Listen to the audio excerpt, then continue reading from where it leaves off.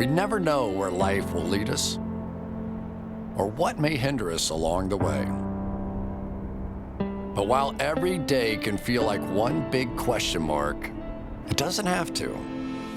With the right insights, strategies, and solutions from Western and Southern Financial Group, together we can look ahead to leave the unknown behind.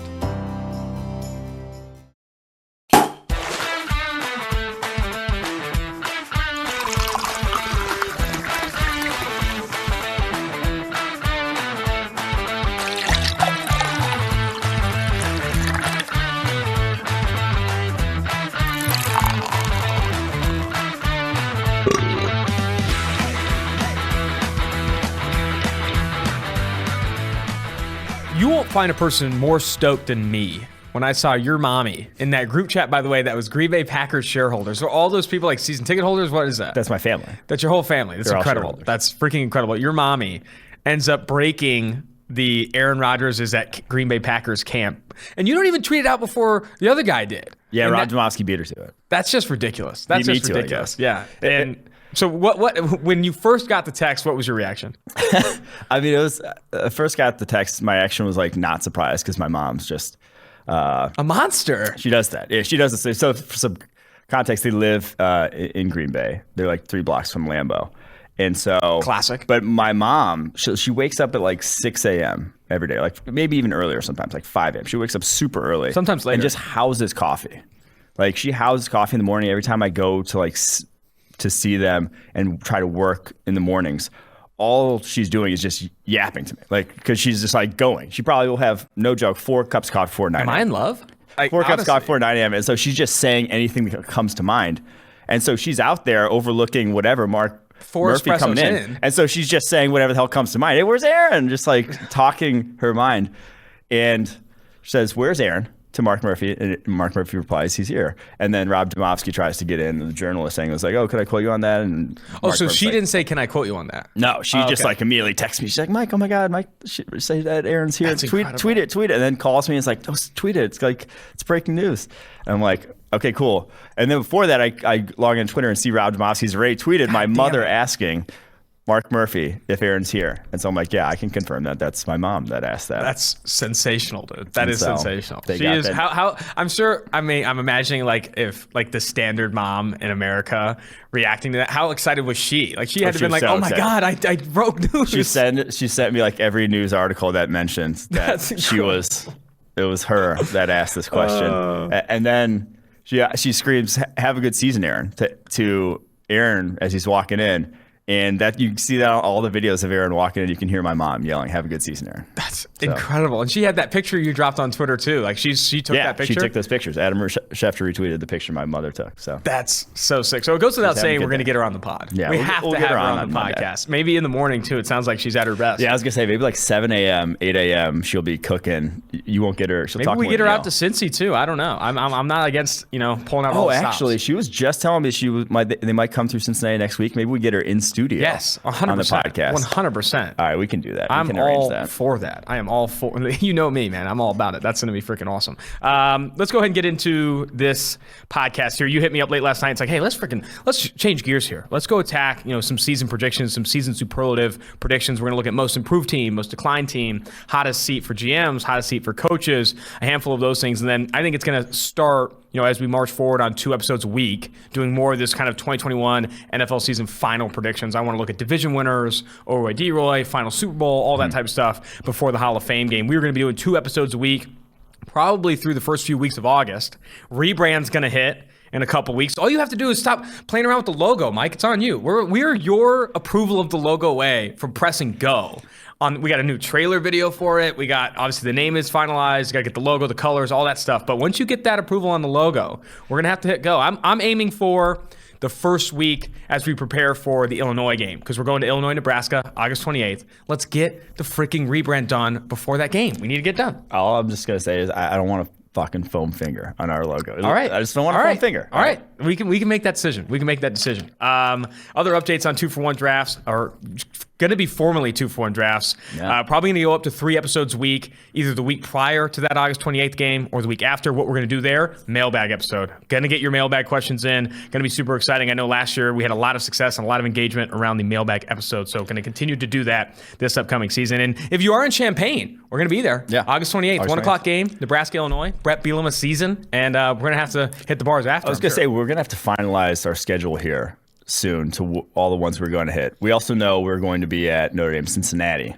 on October 3rd weekend. So those are our 2 that are finalized, but we need to finalize the rest of the schedule. So let the people know. We'll get it done. We'll get it done.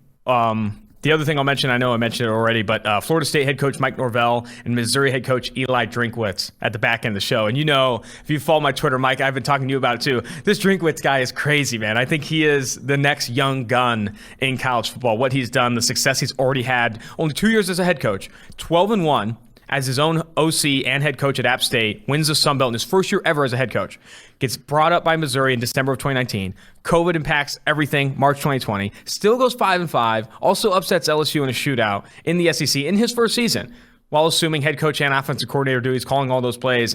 I asked him my favorite quote was I asked him, how does this offense improve? How does Connor Bazelak, the quarterback at Missouri, take the next step? He says, we're bottom 25th percentile in deep throw accuracy, bottom 25th percentile in red zone efficiency, specifically with passing touchdowns. Those are 2 areas among other metrics we need to improve. It's like, if this guy's in the numbers, I'm all in. This is where the data-driven approach in the SEC, you're not seeing a lot of coaches do that. And I think if Eli Drinkwitz, man, he gets more talent at Missouri, obviously. Talent matters, recruiting matters. I think he could do some wonders, man. I'm really excited for that interview. Make sure you tune in to the back end of the podcast here. Starting with some stories here. Aaron Rodgers, Green Bay Packers, Aaron Rodgers, we already kind of hit on it here, but any last comments on this? I'm kind of over it at this point. They're going to play 1 more year. This contract's going to be absurd. He's going to get Randall Cobb, John Kuhn, Donald Driver back. He's going to get anyone he wants back in one last hurrah in Green Bay. I do think it's hilarious. It wasn't that he wanted, better players. He just wanted his friends. Like he wanted them to keep his friends. It was not what was his gripe. It wasn't that, your personnel decisions in terms of who you drafted have been some shitty ones. No, it's just like, why'd you get rid of my friends? Which is, I think, kind of hilarious, but also kind of like, It's a power move. It's a power move. What I found interesting is that there is a significant portion of NFL Twitter, NFL fans, they're like, how could you ever let Aaron Rodgers have this much of an effect on personnel decisions? So I was like, you're telling me the person that is, one of the sole reasons why they've been Super Bowl competitive over the past 10 plus years or whatever, you don't want him to have a say on who's on the freaking football team? I think there's not enough. I was talking a little bit with someone here at PFF about I think you could start to see this more often with quarterbacks specifically and quarterback contracts specifically, just them being more involved in the conversation, because it's a quarterback-driven league in the NFL and college football for that matter. And if your quarterback oftentimes is your make or break the Super Bowl. It's very rare that your team is, the quarterback is not the reason you're driving, all the way down to the Super Bowl. I do think that allowing your quarterback to make decisions in terms of who you're going to bring in free agency, the draft, I'm not sure that's where I would want to go, because they don't have the background in evaluating these guys. Yeah.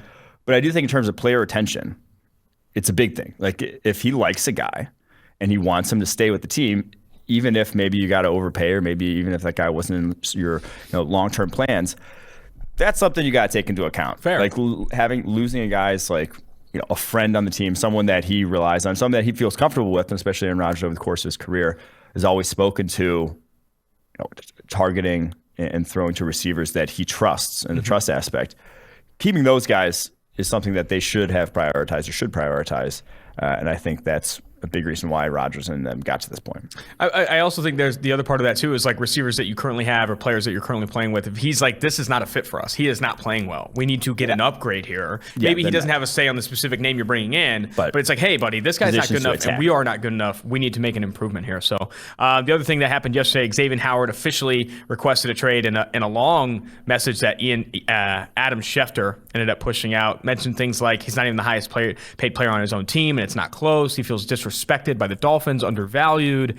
What's your opinion on all of that? Obviously Xavien Howard, I think the biggest thing with his contract is that he just didn't get a lot of guaranteed money from a percentage standpoint or even total standpoint compared to what Byron Jones and other quarterbacks have signed with. And I think that's the issue. It's not so much that he wants an increase in APY. I think he's even kind of hinted at that. It's more that he wants more guaranteed money. He wants more security in the contract he has. Yeah, and I think Eric Eager has touched on this idea on the forecast in terms of for agency, there really are no, what's it called? There's still really only still small edges to be gained, because even if you sign a guy to a deal that's very favorable, so the Xavien Howard deal, looking very favorable for the Dolphins, the Danielle Hunter deal for the Vikings, 1 year, 2 years later, they're unhappy. All of a sudden, you got a player who's not happy with the organization, with his contract. And so it only buys you 1 or 2 years when you do really get a steal, because then you have a bad situation on your hands. Then you have a guy who wants to hold out, a guy who's unhappy and is going to be, a nuisance to your team or whatever. So I do think it is kind of hilarious the way he worded it, that he wasn't comfortable with the contract and didn't understand it at the time of signing. Well, it's like, dude, you fucking signed it. It's like, you probably should be comfortable with it and understand it. So from the Dolphins' perspective, in my opinion, if he's really going to sit out a whole season, I'm not sure what you're going to get in terms of trade value back that's going to make this worth your while to actually move him. I think you got to call his bluff for at least a few weeks here, see what he's actually, how serious he is about not playing. And then at that point, make a move if you really feel necessary. But man, 4 years left on his deal, you really can't be kowtowing guys and giving them extensions and more guaranteed money, that sort of thing. When they sign contracts, like if you sign a bad contract, sometimes you just got to bite the bullet. PFF tweeted a graphic out about potentially a swap of Chandler Jones and a 5th-round pick for Xavien Howard. And then I do think that there's... That feels light. Feels light. Could be light. Yeah. I think a 4th, a 3rd. I think it's also, you have to factor in that the Cardinals are getting, like you said, 4 years of control, but it'd have to be a contingent on, a contract, revamp. Obviously Xavien Howard... Well, at least more guaranteed money, which I think anyone would be willing to give more guaranteed money if it wasn't the team that just signed him. That, again, you don't want to rework deals 2 years in, because then you're going to get everyone asking to rework their deal 2 years in if they've outplayed it.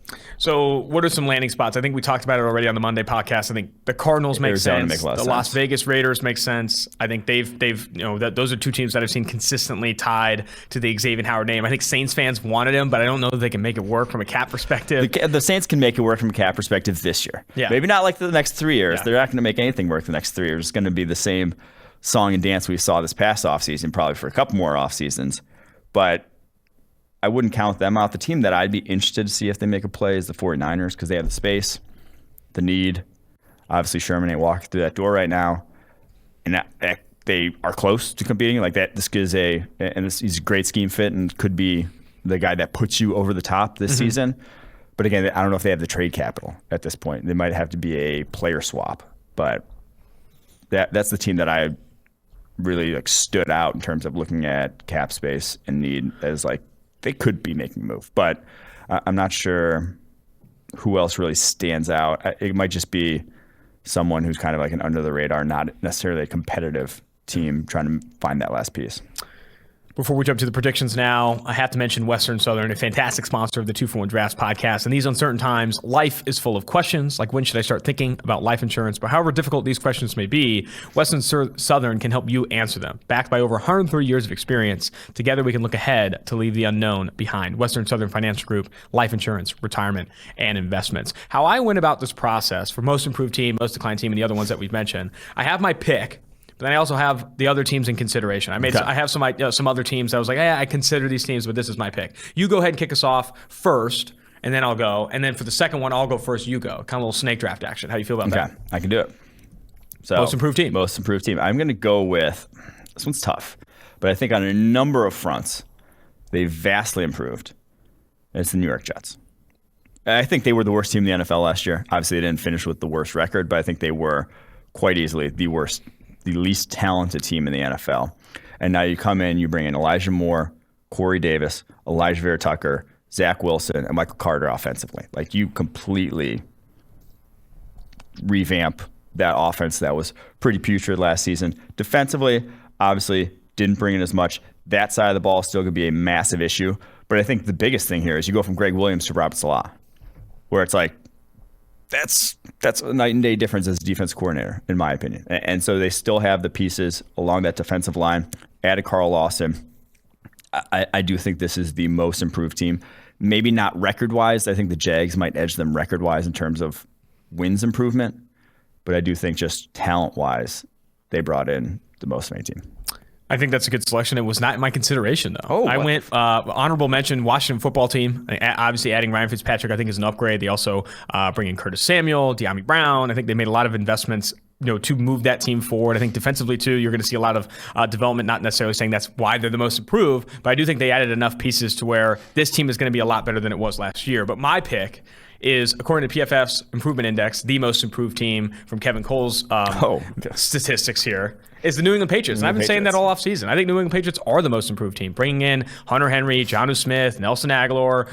They add a ton on Matthew Judon being added to this team. I do think Jalen Mills. Mac Jones, I think, raises the floor of this offense. I've been saying that all offseason as well. I think they are the most improved team. And I think you're going to see them take a significant stride forward and be playoff competitive. Maybe they don't upset the Buffalo Bills to win that division. But if Cam Newton, and it's a big if, and it's going to be a big if for the rest of his career in the NFL, can actually be healthy. And I'm not even saying 17 games. I'm saying 15 plus games and 100%. I really do think that this New England Patriots team is going to do some damage because it's going to be a zag while the rest of the NFL zigs. They're going to run the most 12 personnel of any team in the NFL. They're going to run the football at a high percentage. And they have the offensive line, the top 3 offensive line, not just according to PFF, but also ESPN coming out with their latest offensive line rankings. I do think that this unit offensively is going to do so much better, even if Cam Newton can't play, with the floor being improved with Mac Jones over Jarrett Stidham. And defensively, I think they take some step forwards as well. I'm excited for the New England Patriots. I do think they enter back into the conversation of being playoff competitive and potentially make a run. See, I just look at the positions they added. And now I get that they added a lot. Trent Brown, too, was a big win. But offensively, the biggest issue is wide receivers. You probably still have a bottom 5 wide receiving core in the NFL. Yeah, your tight ends are better, and you're going to run a lot of 12 personnel. But you still have to stretch the field, and I still don't see them stretching the field necessarily much with this receiving core. Kendrick Bourne, Nelson Aguilar, Jacoby Myers. I don't know. So I just think, they add a lot. They're going to look a lot different, but I don't know. That's why I went with the Jets. I just went with the Jets. No, I think the Jets is a good one. I think the Jags should also be in consideration. I mean, any team that's adding a quarterback of Trevor Lawrence or Zach Wilson's caliber, I mean that's what's actually going to you think about most improved teams. It's teams that make significant upgrades at quarterback, and you obviously saw the Jets and the Jags both do that. Most declined team. I'm going to go first here. Snake draft season. Okay. Teams in consideration. New Orleans Saints. Again, this is looking at the quarterback position. Yeah. New Orleans Saints. You lose Drew Brees, and you go out with Jameis Winston, Taysom Hill. You're going to regress a little bit. I think that's it removes you from even being considered, a deep playoff contender in my opinion. I don't think Jameis Winston or Taysom Hill, as good as this roster is, as good as Sean Payton is going to be all that competitive in the NFC. They're not going to win that division. And I don't think they're going to be a team, an offense specifically, that can compete with others. I think they take a significant step back. Another team in consideration, the Houston Texans. If Tyrod Taylor starts for them next year and Deshaun Watson is ultimately traded, which is where he's either not playing or getting traded. That's where where a lot of it is leaning. They're going to be awful next year. They're right now, according to Vegas sports books, the worst team in the NFL. And I think that's obviously a big drop off from what they were last year. But my pick is the Pittsburgh Steelers. Pittsburgh Steelers, I think, the most declined team. And I think that's not just losses. I do think that, obviously, they lose Bud Dupree. They've lost some talent defensively and offensively. But I do think this offensive line is a bottom 3 unit in the NFL. Ben Roethlisberger is not getting any better. I think we saw the Athletic, Mike Sando specifically, come out with his quarterback rankings. Still has Big Ben as a top 16 QB. I don't think we see that from him. I think this offense continues to decline. I think defensively they see some decline. The offensive line obviously not in a good place. This Steelers team, who went 11-0 to start the season, is not going to be like that this year. I do think that they take a significant step back and ultimately probably see the biggest drop off in total wins this season. Yeah. So they lost Alejandro Villanueva. They lost Mike Pouncey. They lost defensively. They lost Steven Nelson. Bud Dupree, Mike Hilton. They lost a lot. I do think, though, ultimately, it's the Texans that lost the most. Fair. J.J. Watt and Deshaun Watson. Likely Deshaun Watson.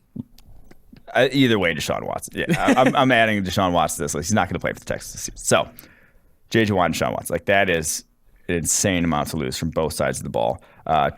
Traded away Bernard Kinney. Added nothing in terms of impact players. That's the other thing too. You got to think about what they did to recoup some of that value. The Houston Texans not only lost a ton, but the players that they've chose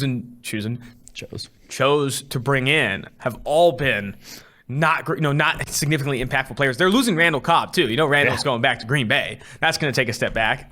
They got Anthony Miller though, which is an interesting piece. I don't know. I'm starting to get interested. No, I'm just kidding. I do think the Houston Texans. And they won 4 games last year, so it's going to be ugly. Yeah, it's going to be a bad look. All right, next thing on our list is coach on the hottest seat. You go first. I had 2 names that were in big consideration. I'll let you do your whole list of people after me, but I'm going to go with Mike McCarthy of the Dallas Cowboys. He's on my list. Because people had them as Super Bowl contenders last year, heading into the year, at least. And he made a defensive coordinator decision that's ultimately on him that was a disaster that he had to fire after 1 year. And now the offense looked great when Dak Prescott was healthy, but they still didn't really win games. So I think if things go south from the rip, and they're still not winning the NFC. If they don't win the NFC East, I don't see him making it past year 2 in Dallas. Yeah. No, I agree with you 100%. He was on my list, but he was not the coach I picked. I also consider Cliff Kingsbury. If you listen to this podcast consistently, you know that you hate Cliff Kingsbury. Not hate Cliff Kingsbury, but I think he's way overvalued. Way overvalued. I think he has the 6th longest odds to be the first coach fired according to Bet Online. But I went with.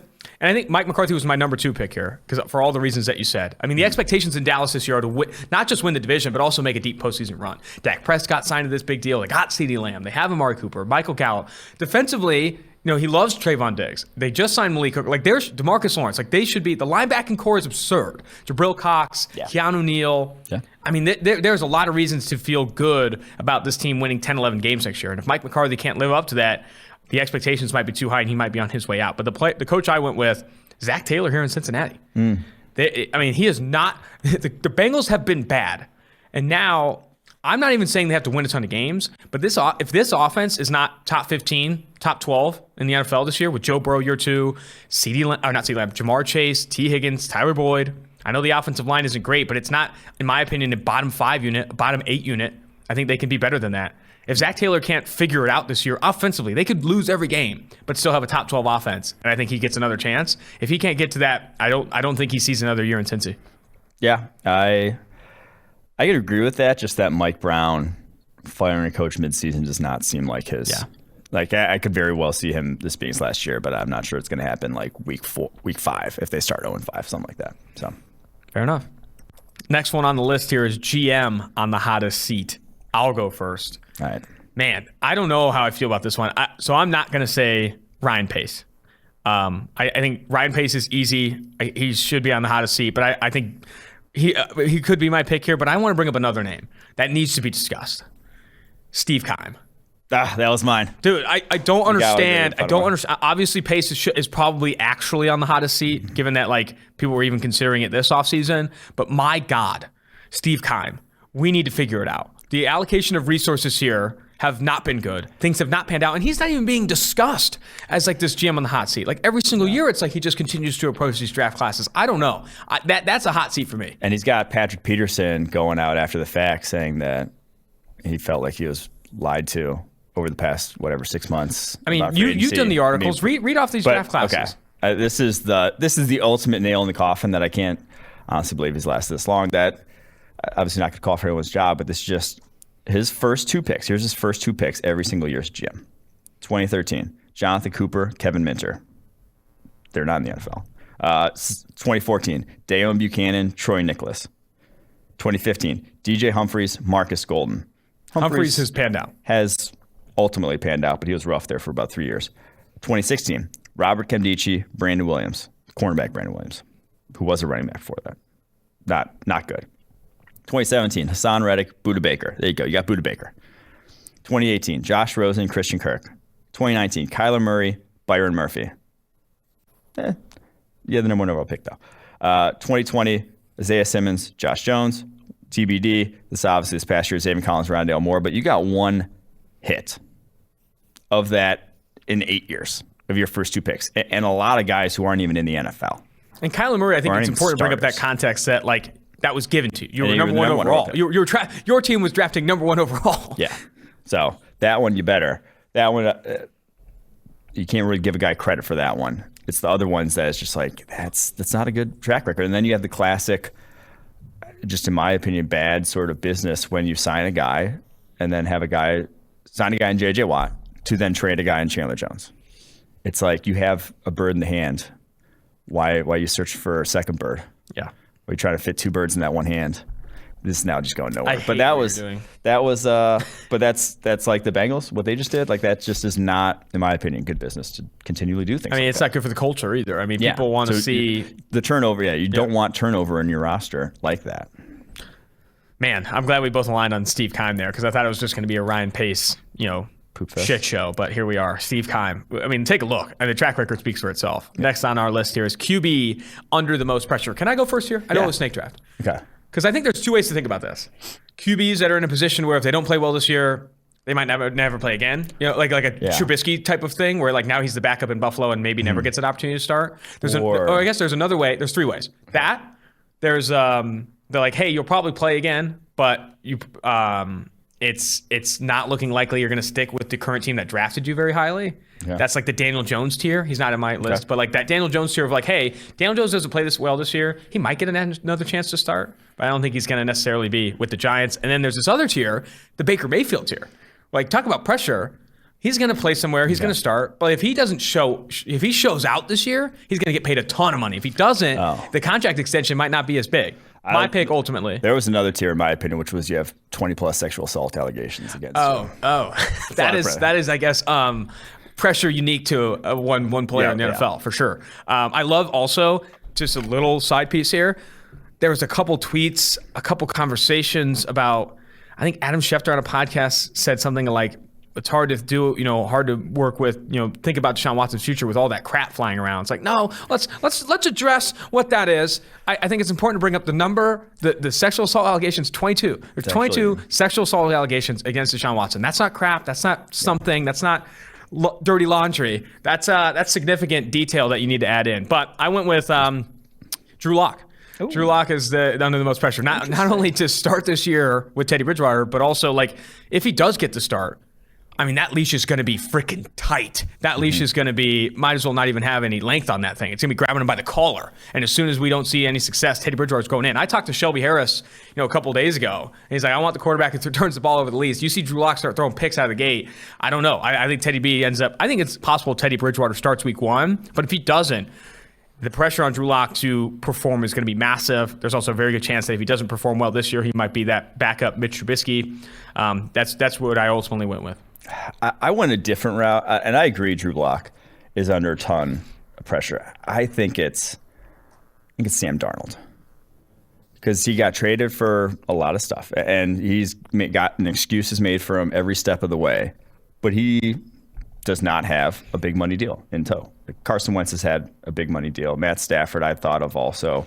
He's already made a good deal of money. Obviously, he's thought of as this guy who's going to stay at the franchise, but I don't think he has too much more to prove in sort of his career. But Sam Darnold's a lot to prove. He's done zilch at the NFL level. And if he plays well 1 year, he gets a big deal. Because that's what kind of the situation the Panthers in. If he doesn't, he is not going to be getting that. My counter to that is I think there's always going to be a significant portion of the NFL that loves Sam Darnold. And I think his parachute is big because he was a guy who's drafted really highly that a lot of people like the flashes in his game. I think there's always going to be a quarterback, someone who's like, I can make Sam Darnold work. I think the other quarterback I mentioned before we jump to the next piece here is Jimmy Garoppolo. What is Jimmy, if Trey Lance takes over this year, Jimmy, I know Kyle Shanahan came out and said, Jimmy G's our starter, Trey Lance is our number 2. But if he starts this year, doesn't play well, and Trey Lance enters the game and takes the reins, who signs Jimmy Garoppolo? Who goes out and says, yeah, Jimmy G's our star? I don't know if he starts again. I don't know which team wants to really put themselves in that position. I don't know. I think he enters that Teddy Bridgewater tier where And I've had this conversation 1,000 times. The worst quarterback in the NFL is a bridge quarterback, and that's what Jimmy G is going to kind of be. Jimmy G is going to be this guy that doesn't do anything all that great for you, but also doesn't keep you in the bottom out. Yeah. I want a quarterback that is young, that could either sink or swim, baby. I don't want to float. I want to freaking sink or swim at the quarterback position. And I think Jimmy G is a floater. Jimmy G is a floater, and I don't know if he doesn't pan out for the San Francisco 49ers this year. And regardless, I just don't know what his future in the NFL is outside of maybe a Chase Daniels backup. I think that's where he could maybe ultimately end up. Next piece. Second-year breakout candidate. Your top second-year breakout candidate. We've wrote multiple pieces on this. It's a very big keyword from an SEO perspective. Everyone loves breakout. Everyone loves to think about the 2020 rookie class and who's going to stand out. Seth Gleaner wrote a piece where he ranked the top 15 breakout candidates. I know Ben Lindsay has written a piece as well. Where are you with your top breakout candidate? This one's difficult because I got a bunch. Throw the cheap one out of the way. Throw the cheap one out of the way. What's the cheap one? Joe Burrow. That's an obvious second-year breakout candidate. He played well last year, but a lot of people did not. But a lot of people don't think he played all that well last year. I think Joe Burrow, who I'm mentioning Mike Sando's rankings to feel bipartisan, but he's a top 20 quarterback on PFF's rankings, top 15 quarterback on the Athletics rankings, which polled 50 coaches and evaluators. I think a lot of people have high expectations for Burrow, and I think he meets them. Non-Burrow second-year breakout. Yeah, saying Burrow's like Chase Young. Yeah, Chase Young's going to break out this year, too. Big year for Chase Young, I predict. Mine, though, I'm going to go Isaiah Simmons. I truly just having watched his tape as a rookie, it was not nearly as bad. Week 1 was bad. The rest was not nearly as bad as kind of, I think, the poo-pooing around the media landscape would lead you to believe. The fact that he wasn't starting was that he just wasn't a linebacker at Clemson. He was a safety at Clemson, not a linebacker. Finally plays linebacker. It's a transition, but I think you saw the athleticism, you saw the skill set that you saw at Clemson in coverage towards the end of the season. I think he'll still be a playmaker. I think he has a big year, too. Other guy that I wanted to mention was Andrew Thomas. I think he is as well. But that one, the Isaiah Simmons, definitely my pick. I had Andrew Thomas as my number 2. Okay. But my pick here is going to be Josh Uche of the New England Patriots. I think we see a significant step forward from him this upcoming season. I think he even has better pass rushing success than another PFF darling on the Patriots and Chase Winovich. I think Chase Winovich is good, but I think Josh Uche could pass him up and be a better pass rusher. And I love how the Patriots in the past have developed pass rushing talent. I think Uche, his ceiling, we talk about ceiling and it sucks, but I do think he can improve a lot. I think he has a lot of opportunity to improve. I think we see that with a not as much COVID impacted season, more training camp, more opportunities to actually hit the ground running. So I think Josh Uche is Josh Uche call. Josh Uche, breakout candidate. I had Andrew Thomas as my number 2, and Joe Burrow is my obvious throwaway there. That's where my mind was. All right, after that, contract year breakout. This one's interesting. I have 2. I'm going to start. Rip it. James Daniels and Connor Williams.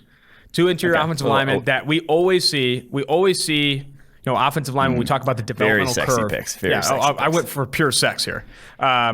We always see with offensive linemen developmental curves. It takes 2, 3, 4 years to really hit your stride, and you often see in contract years, by virtue of, hey, if I show out this year, I'm going to be a top paid guard in free agency, and the fact that you finally are mature enough to compete in the NFL at a high caliber. I think Daniels and Williams both finish. I could see them both finishing inside the top 20, top 25 at their positions, or even among interior offensive linemen in PFF grade this year. And if you do that, I'm telling you right now, you're going to get signed a freaking pretty penny, either with a contract extension with your respective teams or in free agency.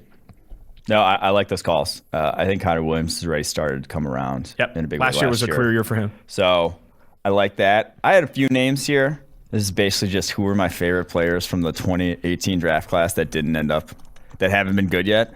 That's how this is basically going here for me. But the one name I settled on, and you can call me a homer all you want, but I truly believe Josh Jackson, the former Iowa cornerback, second-round pick of the Green Bay Packers in 2018, could not be playing in a better scheme for him right now. This is it. This is, if you were to draft him, go back, revision his history, plug him from anywhere he was coming out of Iowa into any scheme, it would be this one. So he's going up against Kevin King and obviously the first-round pick, who I tried to forget his name. I can't even remember his name off the top of my head. The George corner, Eric Stokes. I think he wins that outside cornerback job. I think he has a good year. Really?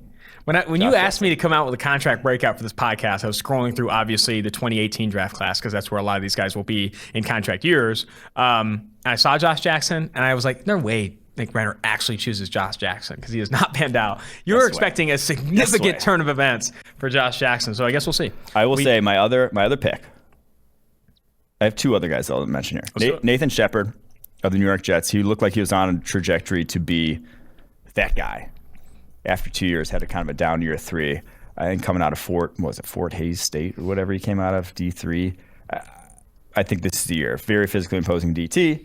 And then Harold Landry of Tennessee Titans. Kind of been building. He plays a unique role in that Titans scheme where he does not come off the field, drops into coverage a lot, is valuable to that and what he adds. But I think this year you finally see him add that pass rushing sort of dominance that we saw at BC. So those are my picks. I couldn't settle on just one. All righty. Next here, biggest value free agent signing. So this is obviously someone who was signed this offseason, who you think is going to be the biggest value to their team. You go ahead and start. All right. I think it's going to be Patrick Peterson of the now Minnesota Vikings. He's only 31. He is not old. He is 2 months older than I am. We are the same age. I still got it athletically. I think Patrick Peterson still got it athletically. 1 year, $8 million deal for a guy who's probably about 1 year removed from being a top 10 to 15 cornerback in the NFL. I think we saw the same song and dance with Xavier Rhodes when bad down year last year goes to Indianapolis, one of the top cornerbacks in the NFL. I think we're going to see a similar thing with Patrick Peterson here, and it goes to a team that desperately needs it. I mean, they were tough at cornerback last year, throwing out as many rookies as they were. I think it's going to be Mike Zimmer's defense is going to be back to one of the best in the NFL. Man. Patrick Peterson, big reason why. All right. I've talked about a little bit about Mike Zimmer maybe being on a hotter seat than maybe some led on to be, but I didn't end up choosing him for my thing. I think biggest value signing, this is a cheat. I'm not going to say it's this. Dak Prescott, Dak Prescott is going to help them vault forward. Obviously, they paid more than maybe they wanted to initially, but I mean, anytime you get a quarterback of Dak Prescott's caliber, sign him for agency, I think that's going to be a big one. But I actually went with John Johnson. To get a player at $12.5 million per year that is going to have the impact that I think John Johnson will have in that secondary, I think is absurd. I mean, it's another position that I feel like is very undervalued. And when you look at, you average the top 5 salaries at every single position in the NFL, safety is among the bottom 3. That gets paid, and I think I think it's a more valuable position than that, in my opinion. So I do think that John Johnson at $12.5 million APY in a secondary that on paper should be fantastic. You've called it boomer bust, but I think if those young players do develop, John Johnson comes in and has success, that pass rush is going to be bonkers. I think they can have a lot of success up front. I mean, I think John Johnson is going to be a big piece this year and one of the better safeties, one of the better defensive players in the NFL. I didn't call it boomer bust. I said it could be a top 3, but it also could just be like a below average. Like there's just too many unknowns. But Johnson is a known at this point. This signing reminds me a lot of Adrian Amos signing with Green Bay, where there was no real fanfare around it, but Adrian Amos has been exceptional. Like, he has been so solid, so reliable in that Green Bay Packers defense that's what you want at the safety position. John Johnson, one of the best tacklers in the NFL at safety position, only 34 missed tackles in his entire career on over 380 tackle attempts. Under 10% from the safety position is a hell of a rate. So John Johnson is going to vastly improve that Browns secondary. Next on our list. I can get bored with that. Next on our list, biggest dud free agent signing. I have 2 that are kind of obvious, but kind of obvious in that PFF has been very adamant on how maybe they were overvalued or overpaid in free agency. But Bud Dupree and Leonard Floyd both clearing, I think, $16 million in APY.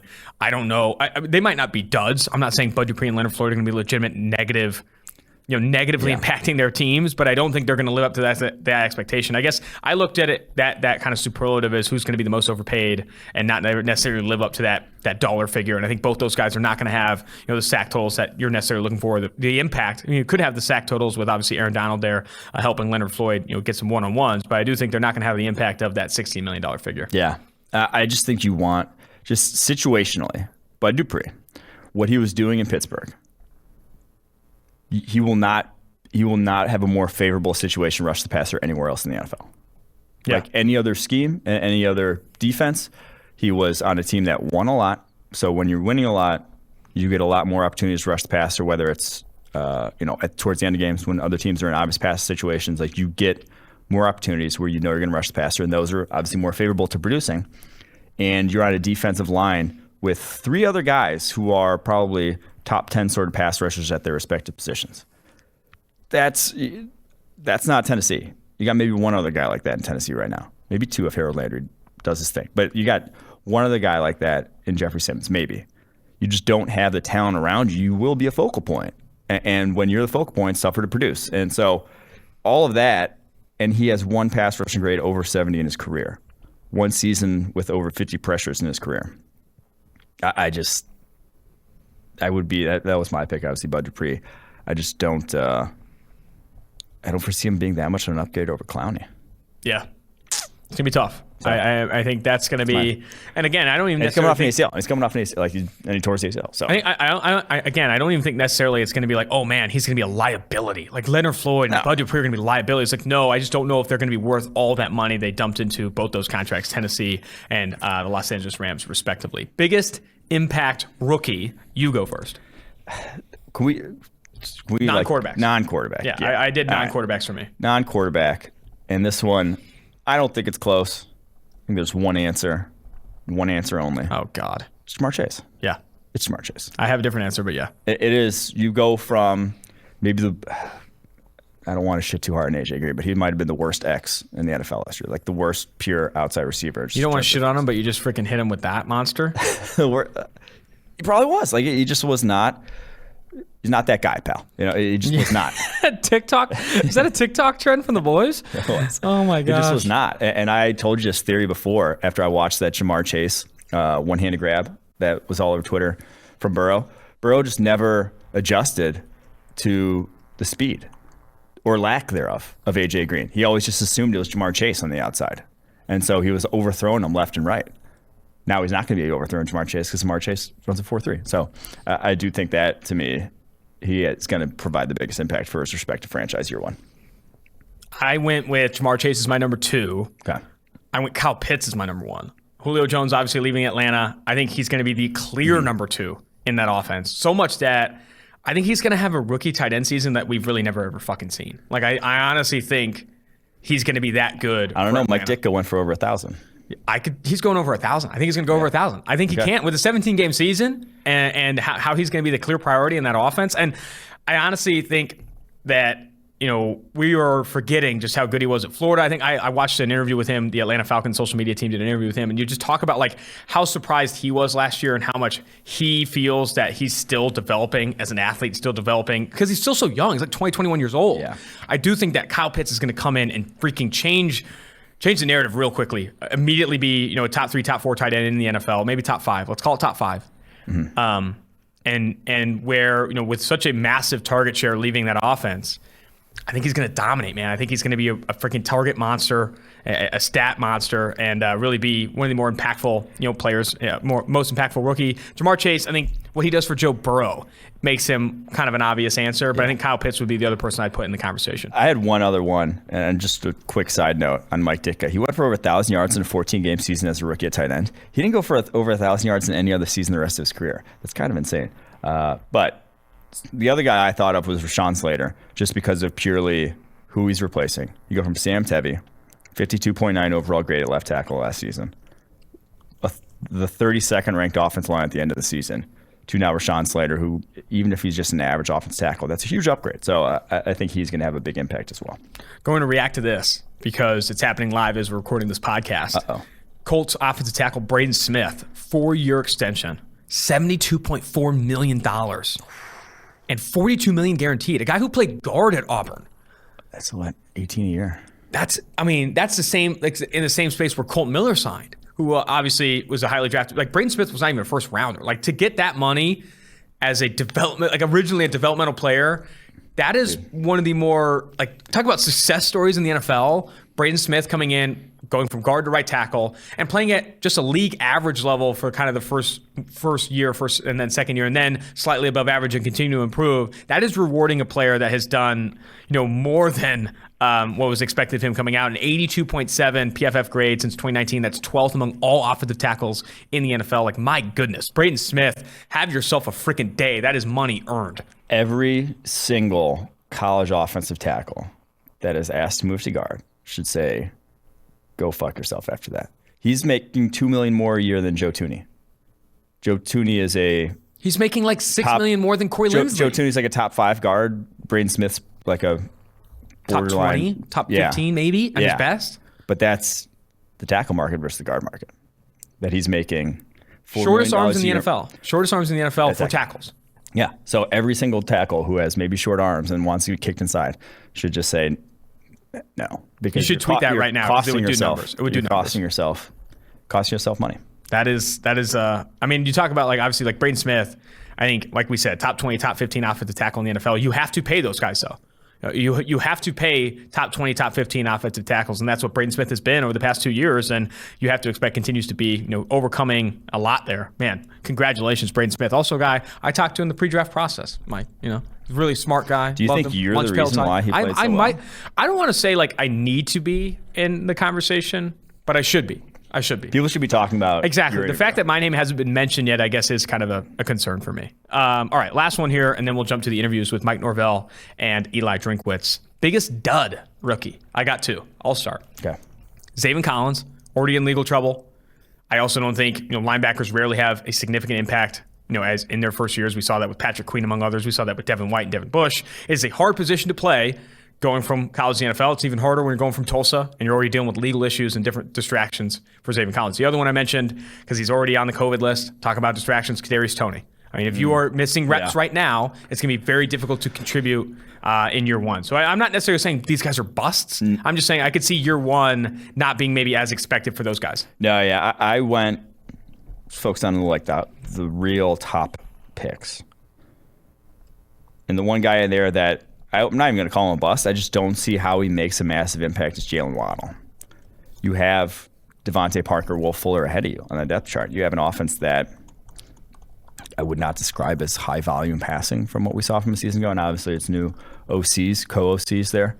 And we don't know what it's necessarily going to look like. But I just think his role could look like what it was at Alabama, where it's just kind of his first 2 years at Alabama, where he's a nice piece. He's dynamic when he gets his hands on the ball. No one's going to complain about him. But there's just so many mouths to feed in that Dolphins offense now that I'm not sure everyone, we're talking about rookie wide receivers, everyone's saying Jamar Chase, massive year. Devontae Smith, probably going to have a massive year. I don't think anyone's going to say that about Jalen Waddle. I don't think anyone predicts him going over 1,000 yards because of just kind of his role and where he sits in that hierarchy in that Dolphins offense. I think it's fair. It's fair. I think everyone, here's a take. Find me something NFL fans hate more than you thinking that their highly drafted rookie's not going to play well.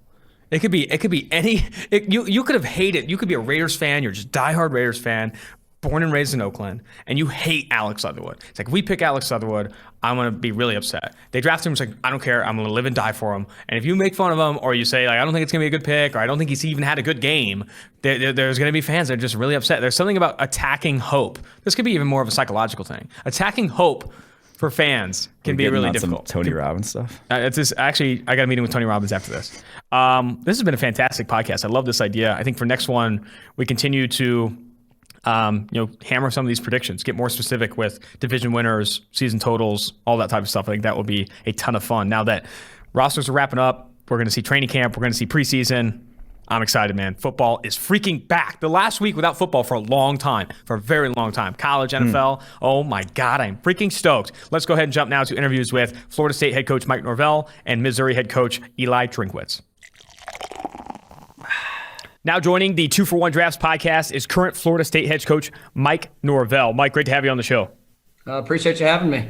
Of course, man. Where I'd like to start, honestly, is I think in college football, there's an underrated storyline. And I think one of the best storylines of the calendar year is Mackenzie Milton returning to football. One of the, a uber successful quarterback before obviously suffering a gruesome leg injury that kept him out of football for the past 2 seasons and obviously forced him into the transfer portal now playing with Florida State. What have been your first impressions as a person, as a person off the field and on the field of Mackenzie Milton there at Florida State?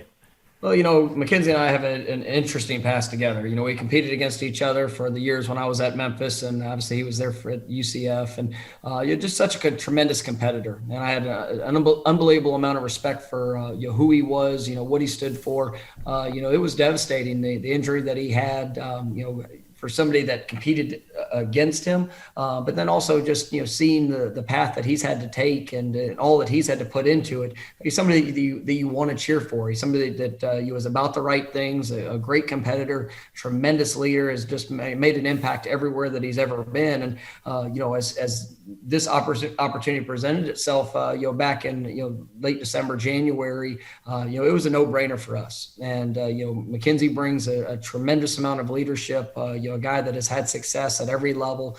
Is a great teammate and a very talented quarterback. And to see the strides that he's taken, even throughout the course of the 6-7 months that he's been here, you see the confidence that's continuing to emerge, and you see the investment that he has in building those relationships with his teammates. Understanding a new offense, learning a new language, and he just got better and better throughout the course of spring, and just excited for what his future holds and the impact that he's made on this team already, even before we've hit the field here for this fall. But you're really grateful and excited for the opportunity that I have to coach Mackenzie.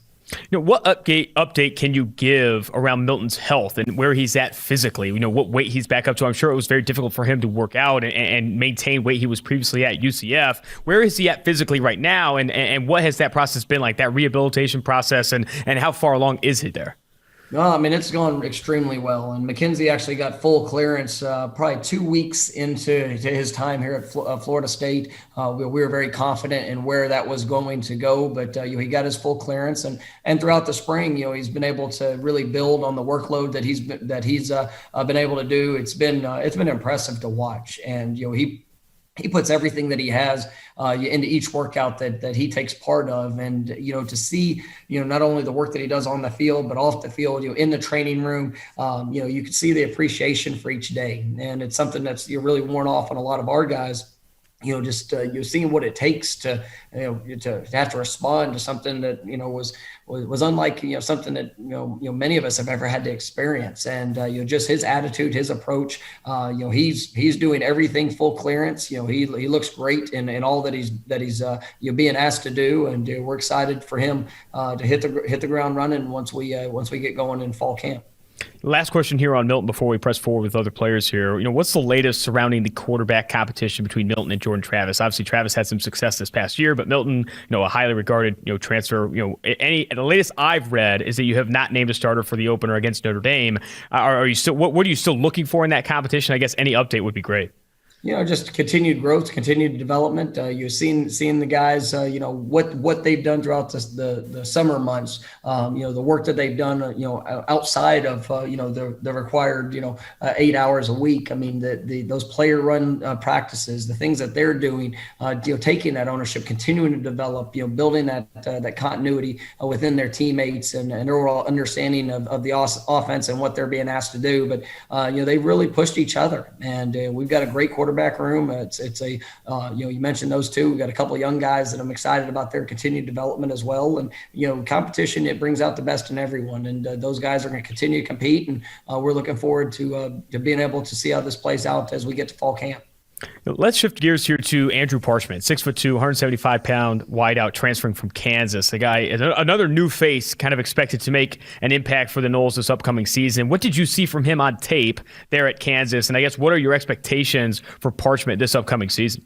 Andrew's an extremely explosive player, and that's something that showed up, his going into his junior year, his first year at Kansas. He was so very productive, and not just in one particular phase. Whether it was the down the field threat, getting the ball in his hands, making things happen. You saw a guy that was just a true game changer. This last year, there was a little bit of a dip in production, for whatever reasons that they were, but when he explored, seeking a new opportunity, I thought it was a great fit. It was a great fit for what we were looking for. He's a guy that possesses tremendous speed. He's got, like I said, that playmaking ability. Really can be an X factor for us. But even having him here this summer and getting to watch him work, the investment he's making in the weight room. I think he's already gained 10 pounds since he's been here. Really doing an impressive job there. His explosive explosiveness, his movements, that he wants to be great. And we're challenging him every day. But he's also another guy that's really you're bringing that collegiate experience and production into that receiver room. And it's a great guy to have around for a lot of our younger receivers. And we're excited about what he's going to be able to do this season. With Milton, with Parchment, all coming over to FSU, I'd be interested to kind of hear your take or your analysis on how you feel the new transfer rules will impact, the NCAA and how you expect that to help players kind of progress, like Andrew and like Mackenzie as well. Well, I think everybody's situation is unique to their own journey, and at the end of the day, these are guys that were looking for something different. We had a unique situation in our own right. We were the youngest team in college football last year. We've been able to add a great group of transfers that are going to come in, and they're going to provide those college experience and the production that they've had, and not only do you bring the on the field production, but also who they are off the field, because regardless of where, what path we went, high school signee, junior college, college transfer, we're looking for the right fit for Florida State. And that's what these guys have provided. And they've been tremendous teammates since they got here. It's not just been about them and what they're looking to do, but also who they get to do it with. And for our football team, I think we're seeing that group of the impact that they're making just because of who they are, more than just what they do. And so that's something that I'm excited to see that continue to progress. And as this team builds together, I think it sets us up to really see a more accelerated advance when our players are helping coaching the other players of what it should look like. A player I know a lot of people here at PFF are excited about, even though we only saw him on a limited sample this past year, is Lawrence Toafili. Was a stand-up player, limited snaps, but a former four-star recruit entering his true sophomore campaign. Do you expect Toafili to play a featured role in that backfield this upcoming season? I do, and I think Lawrence has really grown throughout this offseason. He came in and like I mentioned, we were extremely young last year, and you look at the running back room as a whole. I mean, it was all new faces this past season, and so Lawrence got thrown into the action, extremely early here in his college career. And, he's had to grow and develop, and this offseason has really helped him with his overall strength and physical development, but also just the confidence in what he's been asked to do mentally. And he's such a dynamic playmaker. He's great with the ball in his hands. He can catch the ball. He can be a threat out if you put him out in a slot to be able to run routes, to win one-on-ones. But, also just the type of playmaker is, out of the backfield. And that's something that we're excited about, and continue to see his growth and development. I think he's got a chance to be pretty special. You obviously saw a lot of really, really talented Florida State players go on to the NFL this past year. Marvin Wilson, Joshua Kando, Tamarion Terry. You also have Asante Samuel Jr., a guy that here at PFF we're huge fans of, really liked what he did, specifically in off coverage there, really cerebral player on tape. Speak to what Asante Samuel Jr. was in the practice field and what he was in the film room, because I think when you look at him on tape, he's a guy that expected things on the football field, really was reactive on every single play. I'd be interested to hear kind of your take on Asante Samuel Jr., what made him so great there at FSU. He was the ultimate competitor, and it didn't matter, what position you were put in. If it was in the meeting room, he wanted to compete. If it was out on the practice field, he wanted to compete. And then obviously it showed up and carried over to the game field. And it's one of my favorite players. Really enjoyed getting a chance to coach him, and he responded in such a great way throughout the transition. And you could tell that he embraced what we were bringing as a coaching staff, and truly wanted to push and help get himself to where he ultimately was able to achieve, and was so very productive this last year. To see him really kind of skyrocket up the draft boards and go into a great situation. I think it's something that is a tribute to who he is, what he's all about, and just the ultimate competitor that he showed up and was every single day. FSU fans should obviously be excited to see him play with Brandon Staley and the Chargers next year, but also, I mean, there should be high expectations for this Seminoles secondary this upcoming season. You obviously have, Mesco Dotson, Brandon Moore, Jamie Robinson, a lot of talent in that secondary for the 2021 season. Do you expect that to be a key strength for you guys this upcoming year? Well, once again, we talk about that competition, and that's a position that we've been able to add some great pieces through the transfer portal. Guys that have come in that have experience, guys that have played good ball throughout their college career. But also, when you look at it, we had some young guys that really were forced into action there early in their career here these last couple of years, and it's not always looked pretty, but they've grown through the experience, and they're excited about the development that they're showing, and we're excited about how that group is coming together. It's allowing us to be a little bit more versatile in some of our defensive packages and what we're able to do. And so I think that is a position that absolutely can grow to be a strength for us, and it's something that we need to get to where we want to go. A couple more questions, Coach, and then I'll let you go. I really appreciate the time. Looking at your offense, high percentage of screens this past year, 27% was the number we had charted. Only three Power 5 teams ran more unbalanced looks, more unbalanced formation than the Seminoles in this past year. Do you expect kind of similar priorities going into this year? I think it's a very difficult offense to stop. When you combine those unbalanced formations with the high tempo, no huddle offense, do you expect to maintain that kind of consistency or maintain those scheme oddities a bit into 2021? Or I guess how do you expect this offense to change, or how are you iterating on this offense in 2021? We want to continue to grow in our consistency, and this is an offense that's built for playmakers, and it's our job to put them in the best position to showcase the skills and talents that they have. And last year was unique to itself. It was our first year. We had to deal with a lot of different factors, some of that were in our control, some were out of our control, and trying to help develop an identity of who we are and what we aspire to do. And I think we were able to see some tremendous growth in the run game, and things that really kind of help build the foundation of what we want to be able to do, but also an opportunity to grow upon that with what we're doing in the passing game, and being able to have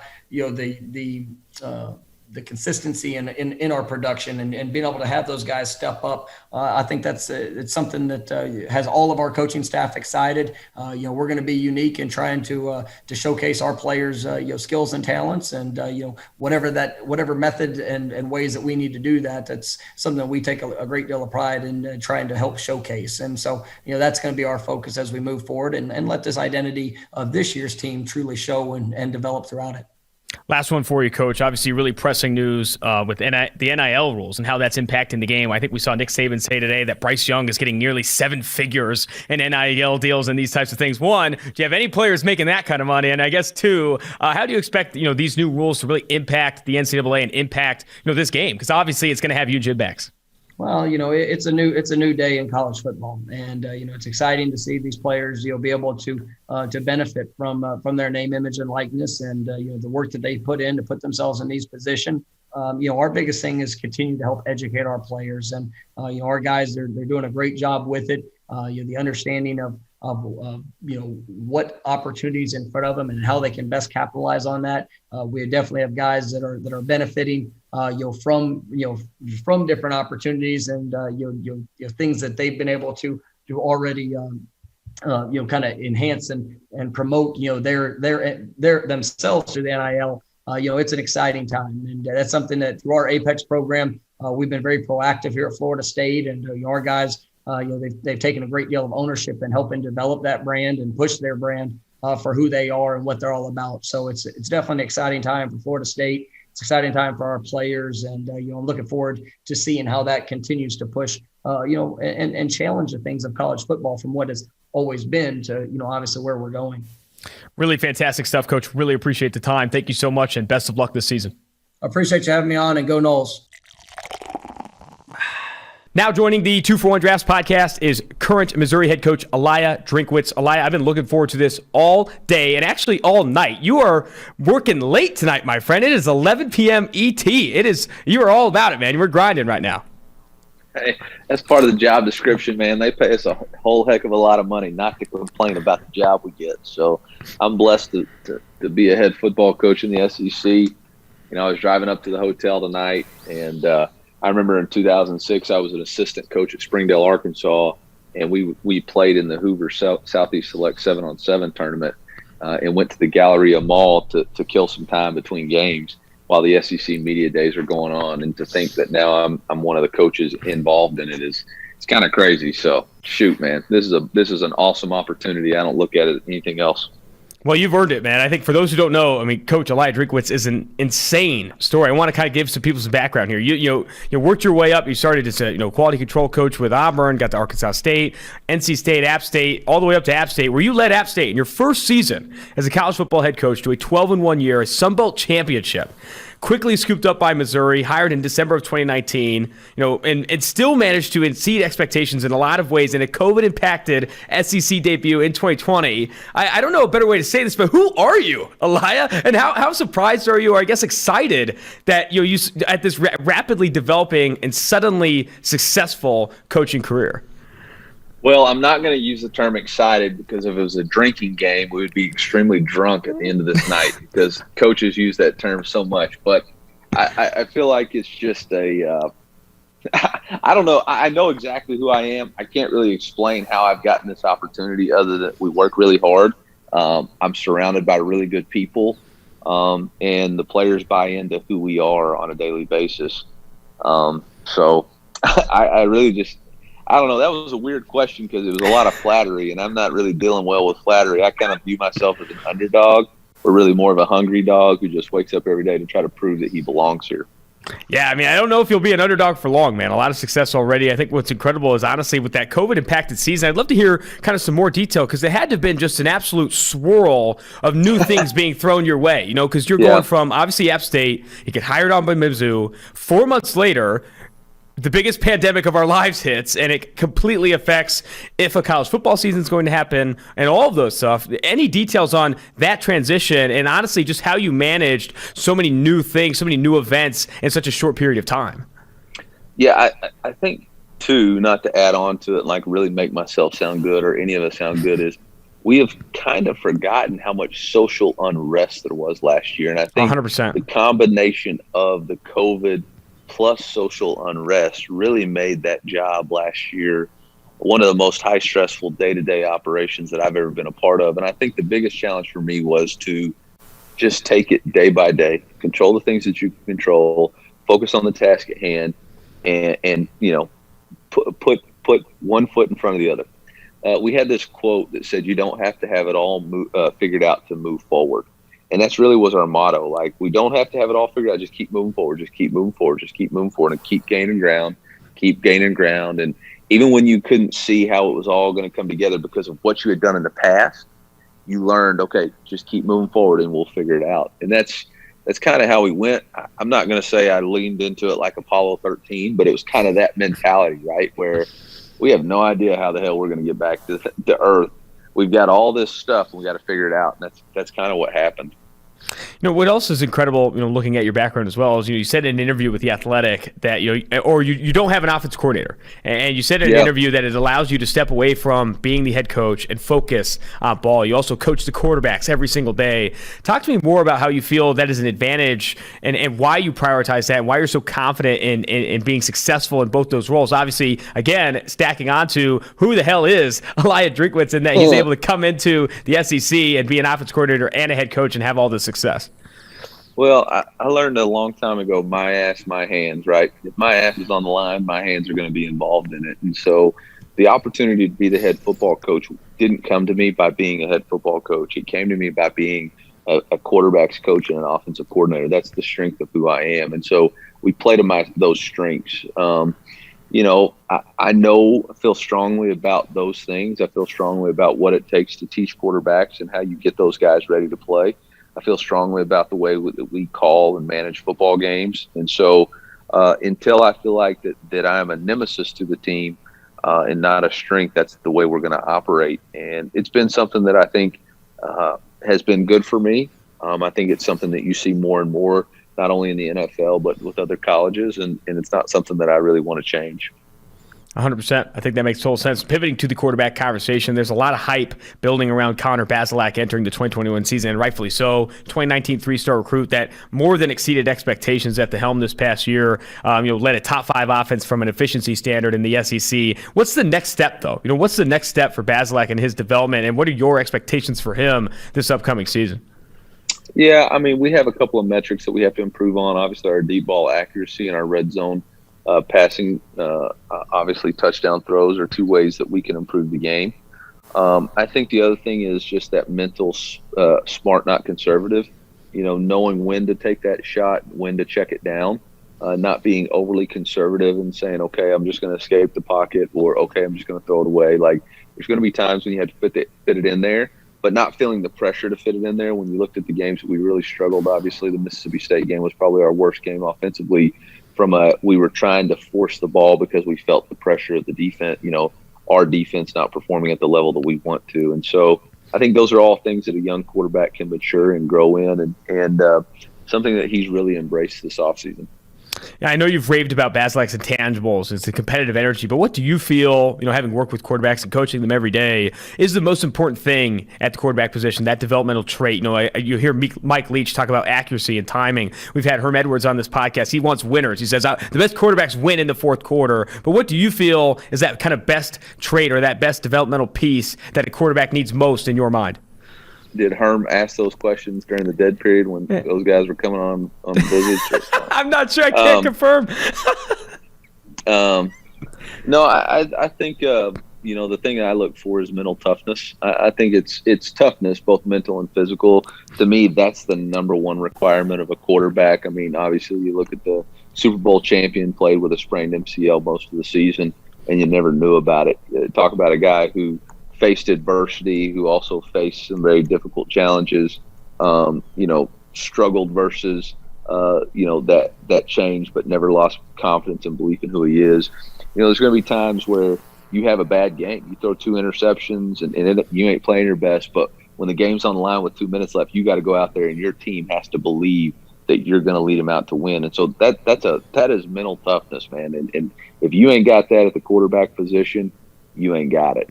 And so for me, that's really the thing that defines the great ones.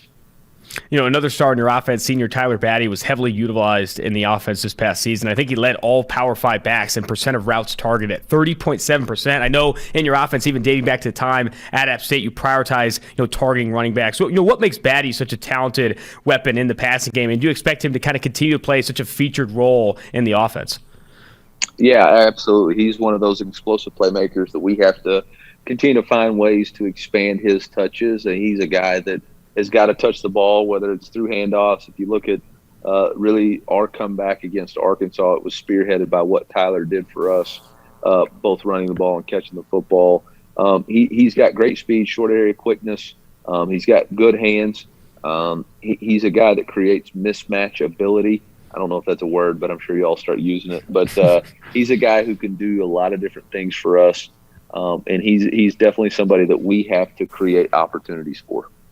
You're losing in the receiving corps. You're losing Damon Hazelton. He's going on to the NFL. But there's a lot of talent. You got Mookie Cooper coming over from Ohio State. Obviously, Chisholm there, the 6'4", 210-pounder. Who do you expect most to kind of step up in this receiving corps to work with Basilek to kind of take this passing offense forward? There's so many names there. Xavien Hester, Jay Macklin, Towski Dove. I mean, I'd be interested to know kind of what names stand out to you right now as kind of those top pass catchers. Yeah, I think that's really the going to be the focus of fall camp is who shows us the ability to make contested catches and create separation in man-to-man coverage. Those are the things that we have to identify and be better at than we were last year. Kiki Chisholm displayed that in key games. Towski made some critical contested catches for us. Really like what J.J. Hester's done, who missed a lot of last year with a toe injury, and now he is back to full speed and running really well. Dominic Lovett, a true freshman, early enrollee, showed a lot of explosiveness and ability to get in and out of routes and create separation at the line of scrimmage. So, there's a lot of bodies there, but what we got to create is that separation and who's going to be that elite person. And shoot, man, that's what football's all about. Couple more questions for you, Coach, and I'll let you go. Really appreciate the time. Longtime NFL coach Steve Wilks joining the defensive staff this year. What do you expect, Wilks to bring both on and off the field to Mizzou this upcoming year? Yeah, I mean, the first thing he brings is instant credibility when he walks into a room. He's a leader of men, a motivator of players. He's coached in the NFL as an NFL head coach, a coordinator of Super Bowl games. I mean, he's a guy who is an elite at what he does. He's a great teacher, communicator, a tireless worker. Got an outstanding scheme, a difficult scheme that our guys are excited to learn and embrace. He's going to have some challenges in learning how to deal with some college offenses. I don't think he's ever coordinated against a zone read before, so that's going to be good. We got jet motions and RPOs and all that fun stuff. So he's got his hands full, but he's a constant learner, and he's got some good players to play with. And we really went out to try to help him. We added a junior college, or we added several junior college players to the defensive line. We added a transfer linebacker with Blaze Aldridge. We added 2 transfer DBs in a Caleb Evans and Allie Green. And so we really have strengthened that defense. We lost several players, but we got some really good ones back that we think have some good talent. So he's in a good situation, and we'll look forward to him making an impact for our defense. Last one for you, Coach. I know you're a really innovative offensive mind, and I've been asking a lot of offensive-minded coaches kind of where they feel the game is going, both at the NFL and collegiate level. And I think you see over the past 5 years an increase in RPOs, an increase in screen usage, an increase in, obviously, the spread offense. I also think teams are passing on early downs a lot more. I think words I hear a lot are attack space. What do you feel are kind of these ongoing themes or these new themes that are kind of changing the game or moving the game forward, specifically offensively? Well, I think everything has become quarterback driven, right? It's what can your quarterback do at a high level that gives you an advantage offensively, whether it's, okay, he's a bigger quarterback who's going to need vertical play action and a solid run game, or he's a guy who can create on his own with his feet outside of the pocket, or he gives you something with the run game. I think you have to, more than ever, identify what the quarterback's strengths are and then drive your offense around that. I think too much in the past, it was more of a philosophy-driven game.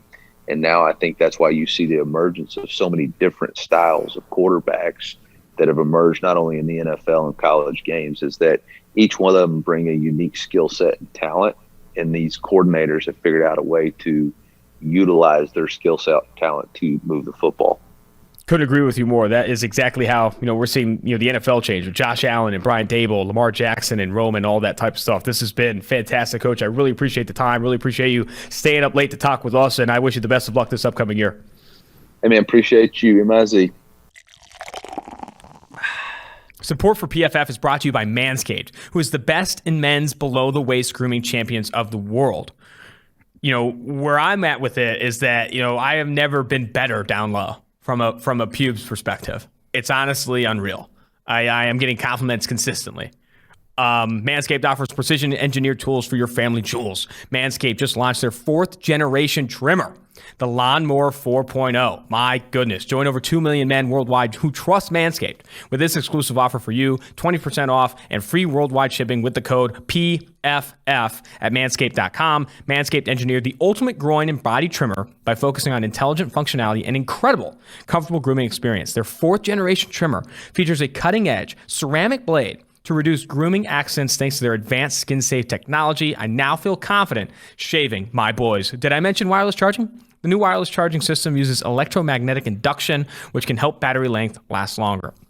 Get 20% off and free shipping with code PFF at manscaped.com. That's 20% off and free shipping at manscaped.com, and use code PFF. Unlock your confidence and always use the right tools for your jewels with Manscaped. I died on the cross for Eliah Drinkwitz. That's what I'm going to say it right now. I die on the cross. He is my guy. I'm going to be rooting for him until I die. I think he's going to be the future of college football. I was so excited about that interview. And Mike Norvell, that Mackenzie Milton story is going to be very interesting. He obviously has not named a starter yet, but you have to think Mackenzie Milton starts for the Seminoles this upcoming year. And I think that will be another interesting storyline to follow this upcoming season. That's going to do it. Until next time, Austin Gayle, Mike Renner, obviously Mike Quinn, producer Max Chadwick on the 2-for-1 Drafts podcast.